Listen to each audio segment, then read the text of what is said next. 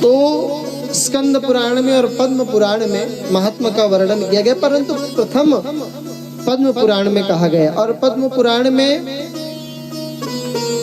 श्री व्यास जी महाराज लिखते समय सबसे पहले लिखते हैं कि भाई हमें किसी का परिचय करना है तो उसके लिए 3 चीजों की आवश्यकता होती है। कौन कौन सी 3 चीजें?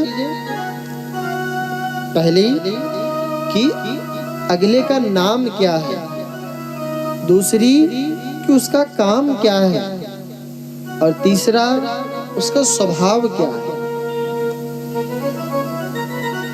आप अपनी कन्या का जब विवाह करते हैं तो जा करके उसके ससुराल में लड़के को देखते हुए पहले पूछते, भैया लड़के का नाम क्या है, हमें गुण विचार करवाना है। पहले पूछते हैं ना, नाम क्या है। उसके बाद दूसरा प्रश्न क्या कहता है कि भाई नाम तो बड़ा अच्छा है, बहुत अच्छा गोविंद नाम है, पर गुण क्या है उसके, काम क्या है उसका। पता चलता है भैया नाम तो लक्ष्मी नारायण त्रिपाठी है, पर काम 2 नंबर का करता है। दिन भर टल्ली हुआ घूमता रहता है, कहीं इस कोने में पड़ा है, कहीं उस कोने में पड़ा है। ऐसे काम नहीं चलेगा। तो उसका दूसरा काम क्या है।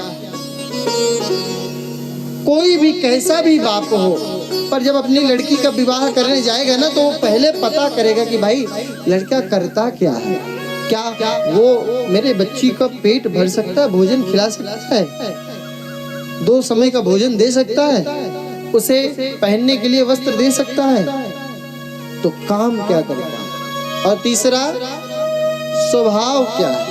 पता चलता है भैया काम तो बहुत अच्छा है, बहुत पैसा है, और इतनी सी बात में नाराज हो जाता है, इतनी सी बात पे लड़ने के लिए तैयार हो जाता है। उसके यहाँ क्या अपनी लड़की का विवाह करोगे? कदापि नहीं कर सकते। उसी तरह ये हमारी बुद्धि है, बुद्धि हमारी कन्या है, और इस कन्या का जब भगवान रूपी नारायण रूपी वर से विवाह करेंगे तो पहले हम पता तो करें कि वो नारायण करता क्या है, उसका काम क्या है, उसका नाम क्या है। क्यों? पता तो करना पड़ेगा ना।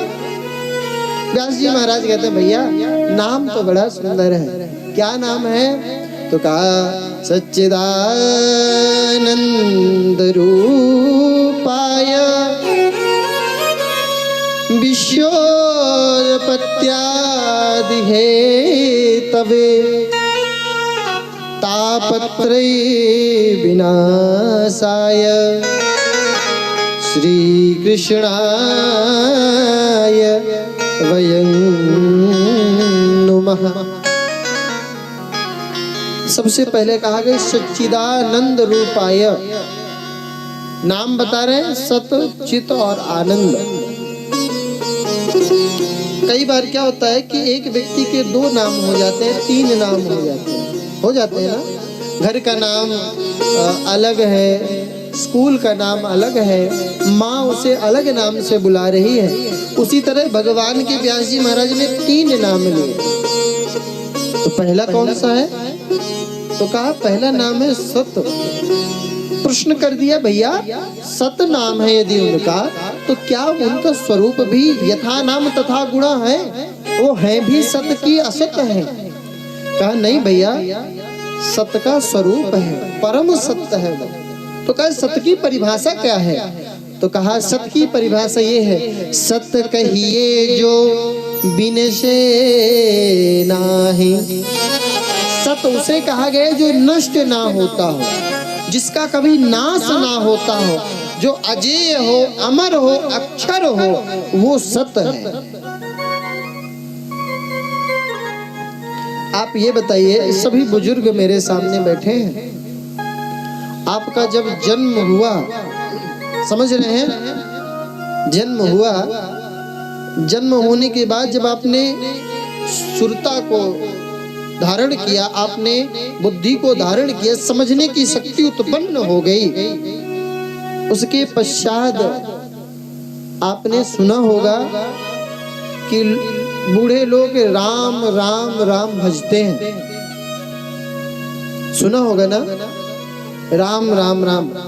आपकी अवस्था क्या है? 5 साल की, और वो क्या भज रहे? राम राम राम का भजन कर रहे हैं। आज आप 75 साल के हैं, और क्या वो जो पुराना राम राम था वो आज तक मोटा हुआ है, छोटा हुआ है, बड़ा हुआ है? नहीं हुआ ना। जैसा था वैसा है, और आप जब नहीं रहेंगे तब भी वो रहेगा, रहेगा ना। तो क्या हुआ? सत्य हुआ। असत्य किसे कहते हैं समझिए। आज से 25 साल पहले जिस जगह पर आप बैठे हैं, क्या यहाँ पर ये वृक्ष थे 25 साल 30 साल पहले? अरे 25 साल की छोड़ो, 3 दिन 4 दिन पहले क्या ये पंडाल लगा था? नहीं लगा था। और क्या ये 7 दिन बाद लगा रहेगा? नहीं रहेगा। तो ये असत्य। पर इस असत्य रूपी गंगा में जो कमल है वो भागवत है, और भागवत असत्य नहीं है। भगवान की चर्चा असत्य नहीं है। ये श्रीमद् भागवत महापुराण जब रची गई थी द्वापर में, उस समय जब श्रीमद् भागवत महापुराण की रचना की गई थी, तब भी भागवत में यही कथा थी, आज भी यही है। और जब हम लोग इस धराधाम को छोड़ करके चले जाएंगे तब भी यही रहेगा, रहेगा ना। तो क्या हुआ? सत्य है। तो क्यों ना हम लोग इसका आश्रय ग्रहण करें? क्यों हम लोग इधर उधर परेशान हैं? क्यों हम लोग इधर उधर भटक रहे हैं? मैं मेरा तेरा में परेशान है। अरे क्या जीवन भर कमाया हुआ धन आपके साथ रहेगा? 10 की नोट सुबह आती है और शाम को न जाने कितने लोगों की जेब में घूम करके चली जाती है।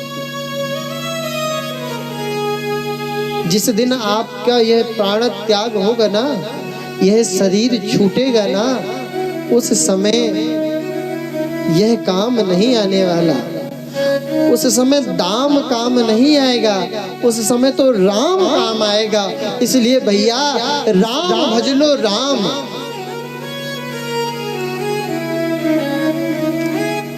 राम का नाम ले ओ मेरे प्यारे, उम्र भर का सहारा मिलेगा। एक बार राम की शरण तो ग्रहण कर ले। हमारे एक मित्र हैं, उनका नाम है श्री सौमित्र दास जी महाराज। छोटी सी उम्र है और उन्होंने घर का परित्याग कर दिया है, संत बन गए हैं। पर महाराज जब संत नहीं बने थे ना, तो उनके घर में भोजन के लिए सोचना पड़ता था कि शाम को होगा कि नहीं होगा। पर जिस दिन से वह बालक संत, मैं प्रत्यक्ष हूँ, उसका प्रमाण हूँ मैं, जिस दिन से वह संत बन गया महाराज, उसके घर की स्थिति देखिए बदल गई। भगवान कहते हैं जो मेरी तरफ आता है उसके परिवार का पालन करने की जिम्मेदारी मैं ले लेता हूँ। एक बार मेरी तरफ आए तो मैं ऐसे, जरूर मेरे मित्र हैं वो, पर मैं उनको प्रणाम करता हूँ कि ऐसे अद्भुत संत स्वरूप का दर्शन करेंगे। अद्भुत स्वरूप है, भजनानंदी संत है, अवस्था बहुत नहीं है। कहने का मतलब यह है कि राम का भजन करें, राम ही आपका है और कुछ आपका नहीं। तो सत्य क्या है? राम का, राम का, राम का सुन नहीं पा रहा हूं। राम का नाम, राम का नाम सत्य है, और असत्य क्या है? यह संसार।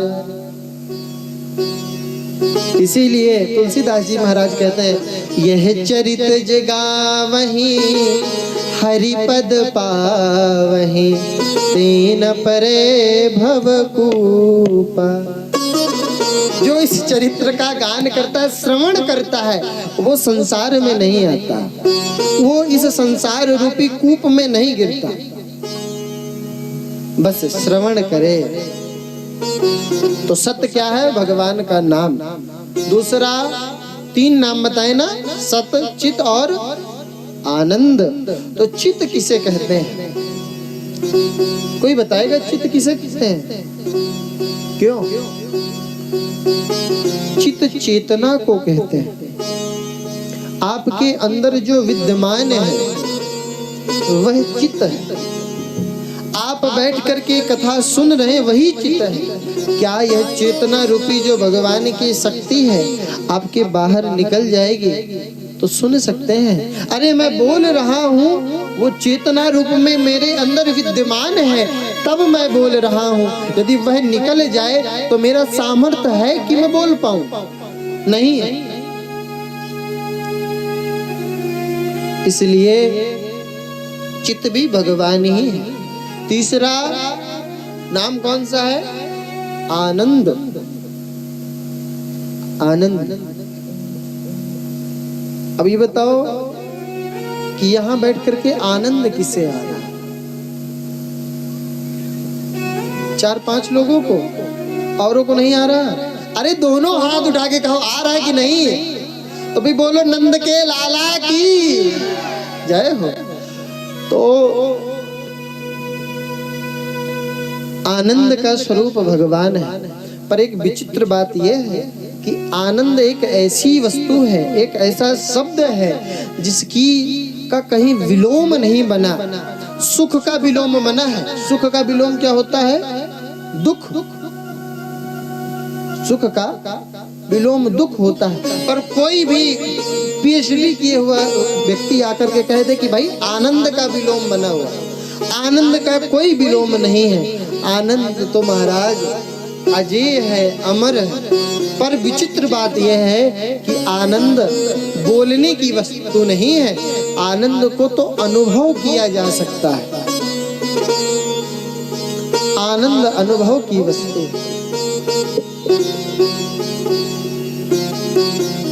और आनंद कौन है? जो आनंद सिंधु सुख राशि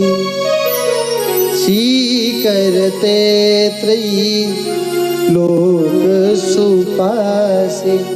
आनंद राम है, आनंद कृष्ण है। अरे महाराज जब राम का जन्म हुआ तो श्री वशिष्ठ जी ने कहा कि ये आनंद का स्वरूप है।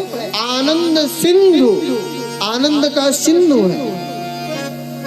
और महाराज जब आप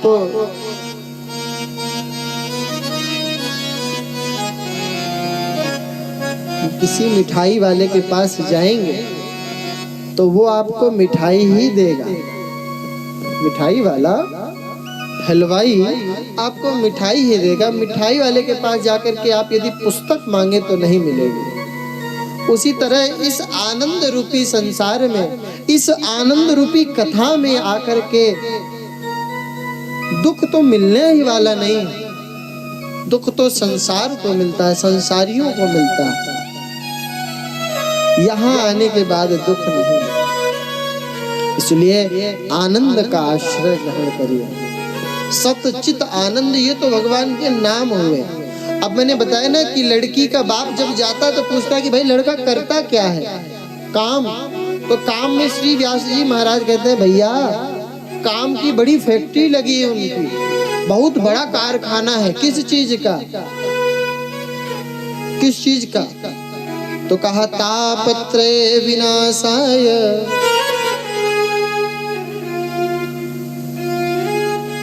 तीनों तापों को नाश करते हैं वो। और क्या काम करते हैं?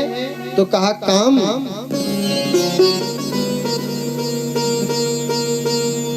विश्वोत्पत्त्यादि हेतवे, विश्व की उत्पत्ति करते हैं, विश्व का पालन करते हैं, विश्व का संहार करते हैं।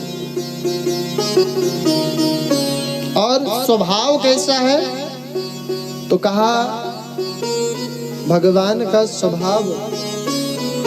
यदि जब भगवान के स्वभाव के विषय में बात आती है तो एक बार ये होता है कि भाई ऐसा कृपालु कौन होगा, कौन दयालु होगा? पूतना किस लिए आई थी बताइए ठाकुर जी के पास? किस लिए आई थी पूतना? मारने के लिए ना। पर पूतना को कौन सी गति ठाकुर जी ने प्रदान की? धात्रोचितम, जो गति माँ को मिलती है वह गति पूतना को भगवान ने दे दी। ऐसा कौन दयालु होगा? ब्रज के एक रसिक ने बड़ा सुंदर कहा कि गुणों की बात मत छेड़ो, अवगुण पे रीझ जाते हैं।